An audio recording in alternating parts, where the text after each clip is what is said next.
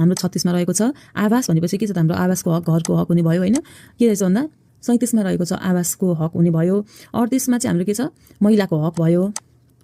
39 मा के छ बालबालिकाको हक भनेर सम्झिनु होला यसै सेन्टेन्स सम्झिनु भयो भने हजुरले 2-3 पटक हेर्नु भयो भने याद सुरुमै त याद नहुन सक्छ हैन त्यसपछि हाम्रो अर्को के रहेछ त भन्दाखेरि दलित ज्येष्ठ नागरिकले समाजको सामाजिक न्याय र सुरक्षाको माग गर्दै उपभोक्ताको देश निकाला विरुद्ध संवैधानिक उपचार खोज्दै हिँडे यो एउटा छुट्टै सेन्टेन्स यतिसम्म तपाईले सदास भने क्यारेक्टर लिङ्क गर्दै पर्नु भएको छ भने यो एउटा सेन्टेन्स तपाईले के भएर सम्झिन सक्नुहुन्छ भन्दा दलित ज्येष्ठ नागरिकहरूले चाहिँ हैन सामाजिक न्याय र सुरक्षाको माग गर्दै उपभोक्ताको देश निकाला विरुद्ध संवैधानिक उपचार खोज्दै हिँडे भनेर सम्झिनु भयो भने हाम्रो अब यति सेन्टेन्सबाट तपाईको के छ त 40 देखि 46 सम्मको सबै कुरा आउँछ हैन 40 मा के छ दलितको हक छ है 40 मा 41 मा के छ ज्येष्ठ नागरिकको हक रहेको छ भने 42 मा चाहिँ सामाजिक न्यायको हक रहेको छ है सामाजिक न्यायको हक चाहिँ 42 मा रहेको छ 43 मा चाहिँ के रहेको छ त भन्दा